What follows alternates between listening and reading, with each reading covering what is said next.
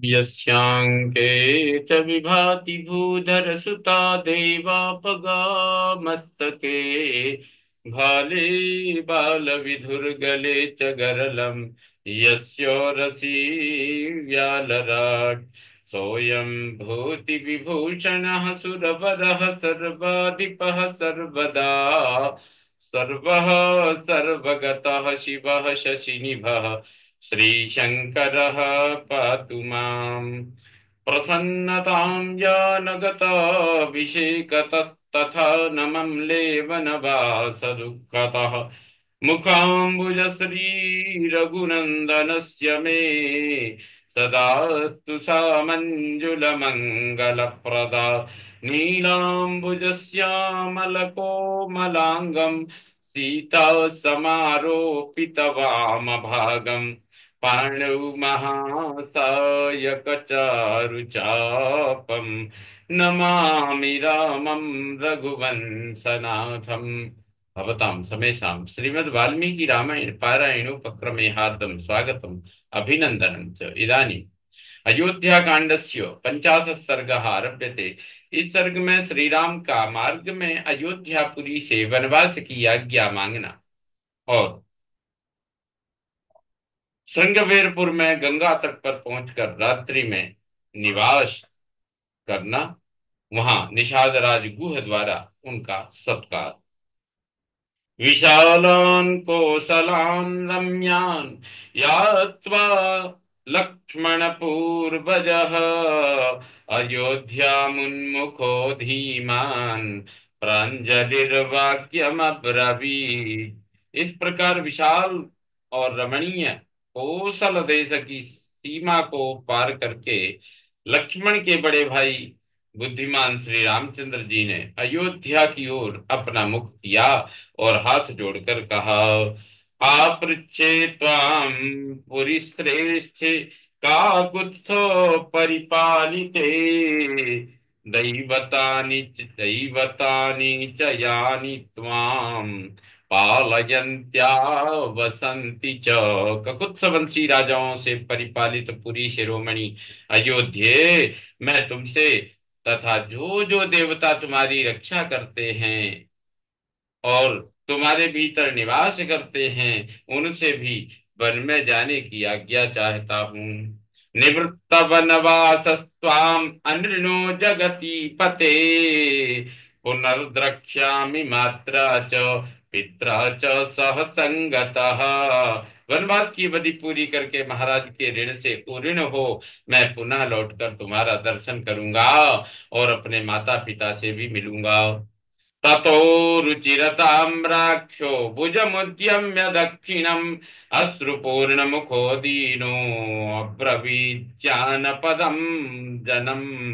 इसके बाद सुंदर एवं अरुण नेत्र वाले श्री राम ने दाहिनी भुजा उठाकर नेत्रों से आंसू बहाते हुए दुखी होकर जनपद के लोगों से कहा, अनुक्रोशो दया चैव यथार्हं वै कृतः चिरं दुःखस्य पापीयो गम्यतामर्थ सिद्धये। आपने मुझ पर बड़ी कृपा की और यथोचित दया दिखाई। मेरे लिए आप लोगों ने बहुत देर तक कष्ट सहन किया।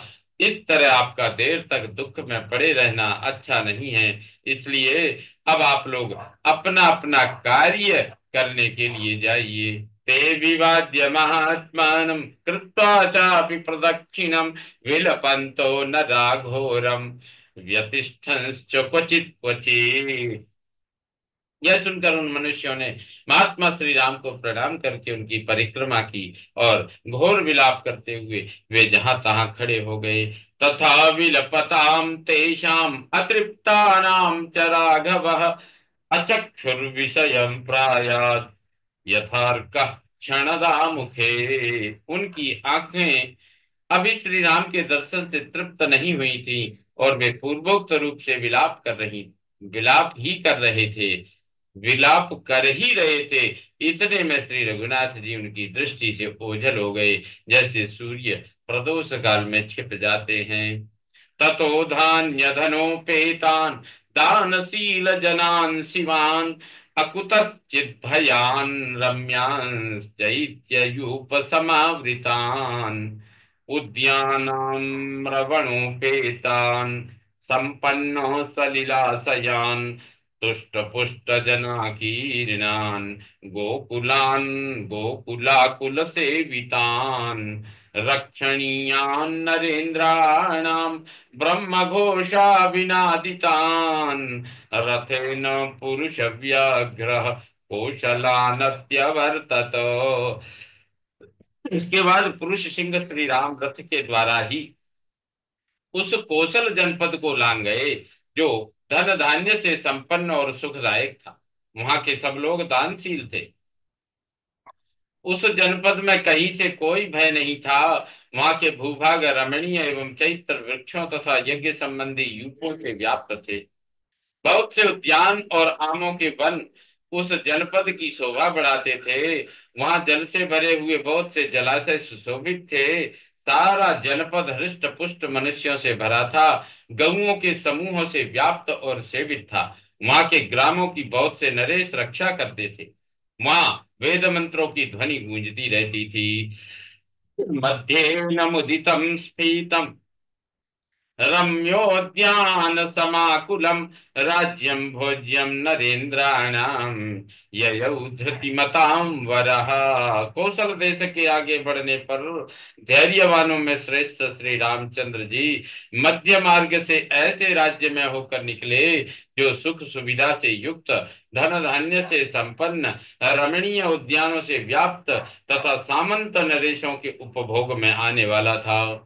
तत्र त्रिपथगां दिव्यां शीततोयामसैवलाम् ददर्श राघवो गंगाम रम्याम ऋषि निषेविताम। उस राज्य में श्री रघुनाथ जी ने त्रिपथगामिनी दिव्य नदी गंगा का दर्शन किया, जो शीतल जल से भरी हुई, सरोवरों से रहित तथा रमणीय थी। बहुत से महर्षि उनका सेवन करते थे। आश्रमैरभिदूरस्थै श्रीमद्भिः समलंकृताम् कालेप्सरोभिर्हृष्टाभिः सेविताम्भो हृदाम शिवाम। उनके तट पर थोड़ी थोड़ी दूर पर बहुत से सुंदर आश्रम बने थे, जो उन देव नदी की शोभा बढ़ाते थे। समय समय पर हर्ष भरी अप्सराएं भी उतर कर उनके जल कुंड का सेवन करती हैं। वे गंगा सबका कल्याण करने वाली हैं। देवदानव गंधर्वै किन्नरैरुपशोभिताम् नाग गंधर्व पत्नी भी सेविताम सततम शिवाम। देवता दानव गंधर्व और किन्नर उन शिव स्वरूपा भागीरथी की शोभा बढ़ाते हैं। नागों और गंधर्वों की पत्नियां उनके जल का सदा सेवन करती हैं। देव क्रीड सता कीर्णाम देवा क्रीड सदा देवा क्रीड सता कीर्णाम देवोद्यानयुताम नदीम देवार्थमाकाशगताम विख्याताम देव पद्मिनी। गंगा के दोनों तटों पर देवताओं के बहुत से उद्यान भी हैं। वे देवताओं की क्रीड़ा के लिए आकाश में भी विद्यमान हैं और वहां देव पद्मिनी के रूप में विख्यात हैं। जलाघाताट्टहासोग्राम फेन निर्मल हासिनी क्वचित वेणी कृत जलाम क्वचिदावर्त शोभिताम। प्रस्तर खंडों से गंगा के जल के टकराने से जो शब्द होता है, वही मानो उनका उत्तम उग्र उट्टास है, उग्र अट्टहास है। जल से जो फैन प्रकट होता है, वही उन दिव्य नदी का निर्मल हास है। कहीं तो उनका जल वेणी के आकार का है और कहीं वे भंवरों से सुशोभित होती हैं। क्वचित स्तमित गंभीराम क्वचिद वेग समाकुलाम क्वचिद गंभीर निर्घोषाम क्वचिद भैरव निस्वनाम। कहीं उनका जल निश्चल एवं गहरा है, कहीं वे महान वेग से व्याप्त हैं, कहीं उनके जल से मृदंग आदि के समान गंभीर घोष प्रकट होता है, और कहीं वज्रपात आदि के समान भयंकर नाद सुनाई पड़ता है। देव संघा प्लुत जलाम निर्मलोत्पल संकुलाम क्वचिदा भोग पुलिनाम क्वचित निर्मल वालुकाम। उनके जल में देवताओं के समुदाय गोते लगाते हैं। कहीं कहीं उनका जल नील कमलों और कुमुदों से आच्छादित होता है, कहीं विशाल पुलिन का दर्शन होता है, तो कहीं निर्मल बालू का राशि का। हंस सारस संगुष्टाम चक्रवाकोपशोभिताम तदा मत्तैश्च विहगैरभि तदा मत्तैश्च विहगैरभिपन्ना मनिंदिताम। हंसों और सारसों के कलरव वहां गूंजते रहते हैं। चकवे उन देव नदी चकवे उन देव नदी की शोभा बढ़ाते हैं। सदा मदमत्त रहने वाले विहंगम उनके जल पर मंडराते रहते हैं। वे उत्तम शोभा से संपन्न हैं। क्वचित तीर रुहैर वृक्षैर मालाभिरिव शोभिताम क्वचित फुल्लोत्पलच्छन्नाम क्वचित पद्मवनाकुलाम। कई तटवर्ती वृक्ष मालाकार होकर उनकी शोभा बढ़ाते हैं। कहीं तो उनकी जल कहीं कहीं तो उनका जल खिले हुए उत्पलों से आच्छादित और कहीं कमल वनों से व्याप्त है। क्वचित कुमुद खंडैश्च कुडमलैरुपशोभिताम नाना पुष्प रजोध्वस्ताम समदामिव च समदामिव च क्वचित् नाना पुष्प रजोध्वस्ताम समदामिव च क्वचित् समदामिव च क्वचित्। कहीं कुमुद से समूह तथा कहीं कलिकाएं उन्हें सुशोभित करती हैं। कई नाना प्रकार के पुष्पों के परागों से व्याप्त होकर वे बदबत्त नारी के समान प्रतीत होती हैं।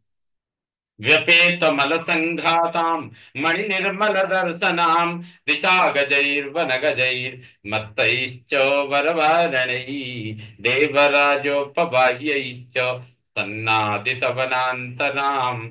वे मल समूह पापराशि दूर दूर कर देती हैं। उनका जल इतना स्वच्छ है कि मणि के समान निर्मल दिखाई देता है। उनके तटवर्ती वन का भीतरी भाग मदमत्त दिग्गजों जंगलों जंगली हाथियों तथा देवराज की सवारी में आने वाले श्रेष्ठ गजराजों से कोलाहल पूर्ण बना रहता है। प्रमदामिव यत्नेन भूषितां भूषणोत्तमै फल पुष्पै किसलयै वृतां गुल्मै द्विजैस्तथा विष्णुपादच्युताम दिव्याम अपापाम पापनाशिनीम। वे फलों फूलों पल्लवों गुल्मों तथा पक्षियों से आवृत होकर उत्तम आभूषणों से यत्न पूर्वक विभूषित हुई युवती के समान शोभा पाती हैं। उनका प्राकट्य भगवान विष्णु के चरणों से हुआ है। उनमें पाप का लेस भी नहीं है। वे दिव्य नदी गंगा जीवों के समस्त पापों का नाश करने वाली हैं।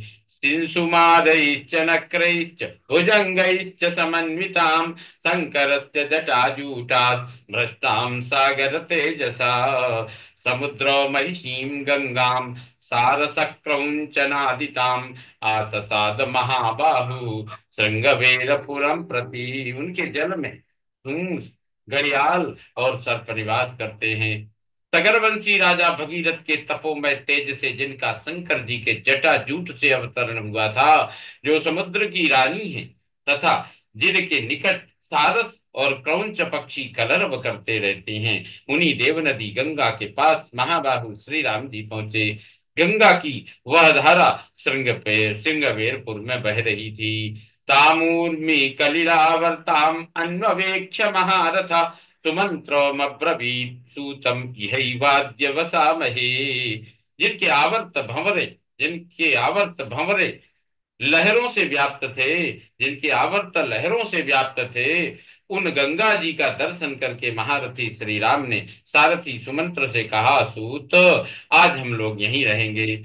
अभिदूरादयम नद्या बहुपुष्प प्रवालवान सुमहानिंगुदी वृक्षो वसामोत्रैव सारथे। सारथे गंगा जी के समीप ही जो यह बहुत से फूलों और नए नए पल्लवों से सुशोभित महान इंगुदी का वृक्ष है, इसी के नीचे आज रात हम निवास करेंगे।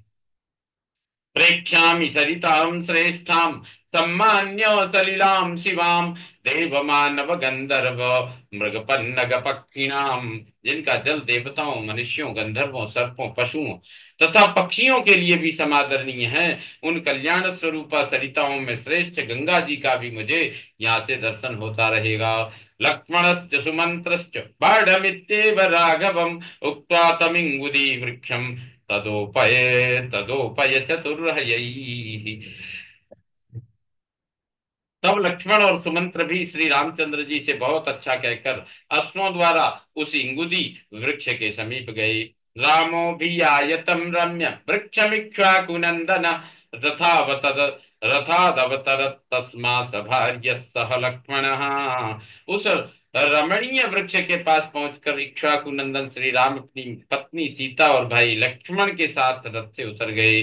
सुमंत्रोऽप्यवतीर्याथ मौचयित्वा हयोत्तमान् वृक्षमूलगतं रामम् उपतस्थे कृतांजलिः। फिर सुमंत्र ने भी उतरकर उत्तम घोड़ों को खोल दिया और वृक्ष की जड़ पर बैठे हुए श्री रामचंद्र जी के पास जाकर वे हाथ जोड़कर खड़े हो गए। तत्र राजा गुहो नाम रामस्यात्म समसखा निषाद जात्यो बलवान स्थपतिश्चेति विश्रुतः। संगवेरपुर में गुह नाम का राजा राज्य करता था। वह श्री रामचंद्र जी का प्राणों के समान प्रिय था। रामचंद्र जी का प्राणों के समान प्रिय था। उसका जन्म निषाद कुल में हुआ था। वह शारीरिक शक्ति और सैनिक शक्ति की दृष्टि से भी बलवान था तथा वहां के निषादों का सुविख्यात राजा था। सश्रुत्वा पुरुषव्याघ्रं रामं विषयमागतं वृद्धै परिवृतो मात्यैर्ज्ञातिभिश्चाप्युपागतः। उसने जब सुना कि पुरुष व्याघ्र श्री राम मेरे राज्य में पधारे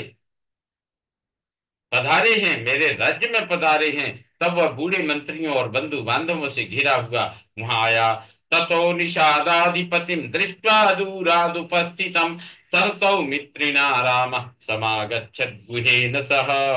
निषाद राज को दूर से आया हुआ देख श्री रामचंद्र जी लक्ष्मण के साथ आगे बढ़कर उससे मिले। तमार्तस्तम परिस्वज्यो गुह्ये तमार्तस्तम परिस्वज्यो गुहो राघवमब्रवीत् यथायोध्या तथेदं ते राम किं कर्माणि ते ईदृशं हि महाबाहो कह प्राप्त कह प्राप्स्यत्यतिथिं प्रियम। श्री रामचंद्र जी को बलकल आदि धारण किए देख वो को बड़ा दुख हुआ। उसने श्री रघुनाथ जी को हृदय से लगाकर कहा, श्री राम, आपके लिए जैसे अयोध्या का राज्य है उसी प्रकार यह राज्य भी है। बताइए मैं आपकी क्या सेवा करूं। महाबाहो, आप जैसा प्रिय अतिथि किसको सुलभ होगा। ततो गुणवदन्नाद्यम् उपादाय पृथग् विधम् अर्घ्यं चोपानयत् शीघ्रं वाक्यं चेदमुवाचः। स्वागतं ते महाबाहु तवेयमखिलामहि वयं प्रेष्या भवान् भर्ता साधुराज्यं प्रसादिनः भक्ष्यं भोज्यं च पेयं च लेह्यं चैतदुपस्थितं शयनानि च मुख्यानि वाजिनां खादनं च ते। फिर भांति भांति का उत्तम अन्न लेकर वह सेवा में उपस्थित हुआ। उसने शीघ्र ही अर्घ्य निवेदन किया और इस प्रकार कहा, महाबाहो, आपका स्वागत है। यह सारी भूमि जो मेरे अधिकार में है आपकी ही है। हम आपके सेवक हैं और आप हमारे स्वामी। आज से आप ही हमारे इस राज्य का भली भांति शासन करें। यह भक्ष्य अन्न आदि, भोज्य खीर आदि, पेय पानक रस आदि तथा लेह्य चटनी आदि आपकी सेवा में उपस्थित है, इसे स्वीकार करें। ये उत्तमोत्तम सह्याए हैं तथा आपके घोड़ों के खाने के लिए चने और घास आदि भी प्रस्तुत हैं। ये सब सामग्री ग्रहण करें।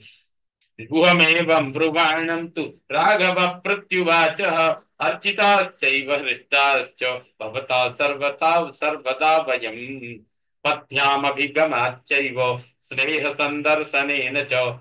उनके ऐसा कहने पर श्री रामचंद्र जी ने उसे इस प्रकार का उत्तर दिया, सखे, तुम्हारे यहाँ तक पैदल आने से और स्नेह दिखाने से ही हमारा सदा के लिए भली भांति पूजन स्वागत सत्कार हो गया। तुमसे मिलकर हमें बड़ी प्रसन्नता हुई। भुजाभ्याम साधुवृत्ताभ्यां पीडयन् वाक्यमब्रवीत्, दृष्ट्या त्वां गुह पश्यामि यरोगं सह बान्धवैः। अपि ते कुशलं राष्ट्रे मित्रेषु च वनेषु च।